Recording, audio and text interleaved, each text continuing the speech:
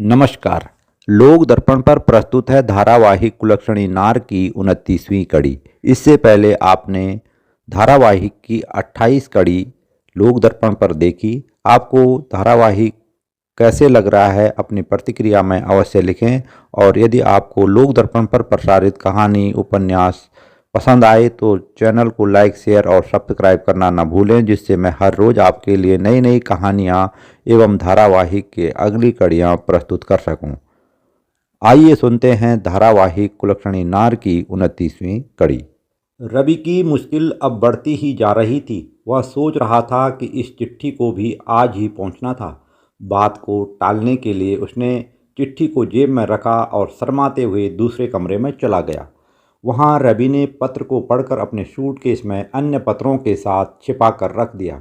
इतनी देर में भाभी जी ने भाई साहब को इशारों इशारों में सारा वृतांत बता दिया। सन्नी भी मंजू के बारे में बचपन से सारी बातें जानता था। उसे यह भी पता था कि मंजू का पहला पति अब सन्यासी हो गया है। थोड़ी देर में सन्नी ने रवि को आवाज़ लगाकर अपने पास बुलाया। इसके बाद उसने रवि से उस पत्र के बारे में पूछताछ करनी चाहिए, लेकिन रवि सिर झुकाए बिल्कुल मौन खड़ा रहा। भाई साहब ने अपनी बात पूरी करते हुए कहा कि पिताजी का घर से पत्र आया है कि वे तुम्हारे लिए कोई रिश्ता देख रहे हैं। सोच समझकर मुझे बता दो कि तुम्हारी क्या इच्छा है। अगर तुम्हारे दिल में कोई और रचा बसा हो तो हम लोग जिद करके तुम्हारा दिल न तोड़ेंगे। तुम जो भी कदम उठाओ सोच समझकर उठाना। जीवन साथी चुनना कोई मामूली बात नहीं है। बड़ा होने के नाते तुम्हें समझाना मेरा फर्ज है, बाकी तुम्हारी इच्छा है। पत्थर से आवाज़ आ रही थी, लेकिन रवि बिल्कुल मौन था। आखिर भाभी जी ने उसका मूड हल्का करते हुए कहा, अरे देवरानी तो एक न एक दिन आएगी ही। अभी से इतना डर क्यों है आपको? अगर वह इधर ही आस पड़ोस में रहती हो तो मुझे भी मिलवा देना। क्या पता रिश्ता आज ही पक्का करवा दें। रवि ने भाभी से कहा, भाभी जी लगता है आज आपका ही दिन है, इसीलिए आप मेरा खूब मजाक उड़ा रही हो। भाभी जी बोली, अजी हाँ, भला कोई भाभी देवरानी के मामले में देवर की मजाक करने की गुस्ताखी कर सकती है? तुम अगर सच सच दिल की बात बता दो तो अभी मुंह मीठा करवा दूं। रवि बड़े भाई के सामने सच कहने की हिम्मत नहीं जुटा पा रहा था, इसलिए वह चाय के बर्तन उठाकर रसोई की ओर चला गया।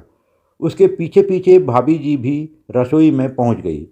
भाभी के रसोई में पहुंचते ही रवि उनके आगे दोनों हाथ जोड़कर खड़ा हो गया। उसने भाभी जी से कहा, क्यों भाई साहब के सामने मेरी मजाक उड़ा रहे हो?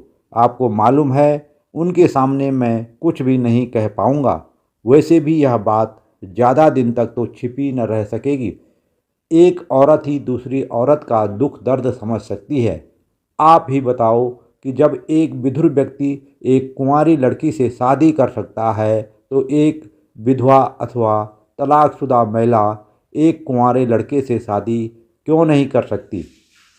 आखिर इस समाज में महिलाओं के लिए ही ऐसी वर्जनाएं क्यों हैं? भाभी जी बोली, देखो रवि, तुम अपनी जगह सही कह रहे हो, लेकिन अभी हम लोग इतने शिक्षित और आधुनिक विचारों वाले समाज में नहीं रहते। तुम मुझे साफ साफ बताओ कि यह मंजू कौन है?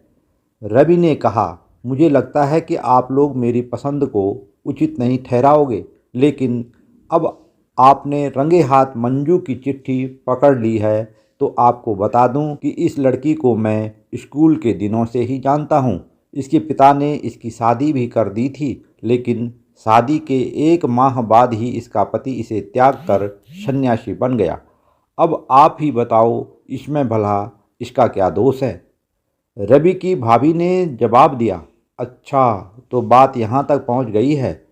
कहीं यह टुकनौली गांव के कुबेर की पत्नी मंजू तो नहीं है? सुनने में आया है कि उसका पति भी सन्यासी हो गया है।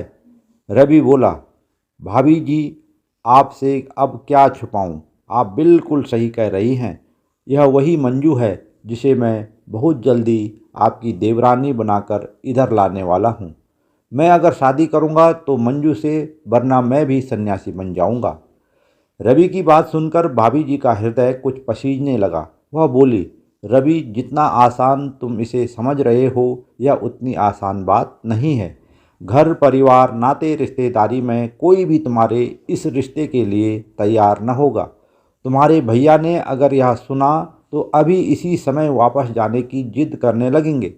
किसी भी निर्णय पर पहुंचने से पहले सोच विचार कर लो। यदि घर के बड़े बुजुर्ग न माने तो फिर तुम्हारी मुश्किल और भी बढ़ सकती है। रवि ने भाभी जी को हाथ जोड़ते हुए कहा, आप भाई साहब को मनाओ तो क्या पता बात बन जाए। फिर आपका यह एहसान मैं ज़िंदगी भर न भूलूंगा। इसके बाद दोनों देवर भाभी ने रात्रि का भोजन बनाया और चारों लोगों ने एक साथ बैठकर रात्रि का भोजन किया। भोजन के दौरान भी रवि के बड़े भाई ने इस बात पर चर्चा करनी चाहिए, लेकिन रवि ने अब भाभी को इस मुद्दे पर बड़े भैया से बात करने के लिए अपना प्रतिनिधि चुन लिया था। वह पहले की तरह ही मौन था।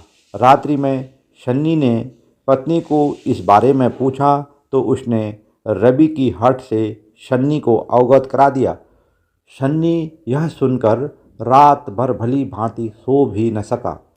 सुबह रवि ने चाय नाश्ता तैयार किया। नाश्ते के वक्त सन्नी ने रवि को एक बार फिर समझाने की कोशिश की, लेकिन रवि का मौन ही उसका सबसे बड़ा हथियार था। नाश्ता करने के थोड़ी देर बाद उसका भाई अपने परिवार के साथ पुणे वापस लौट गया। ये थी धारावाहिक कुलक्षणी नार की 29वीं कड़ी। सभी पाठकों से निवेदन है कि आप इस उपन्यास को प्रतिलिपि पर पढ़ सकते हैं।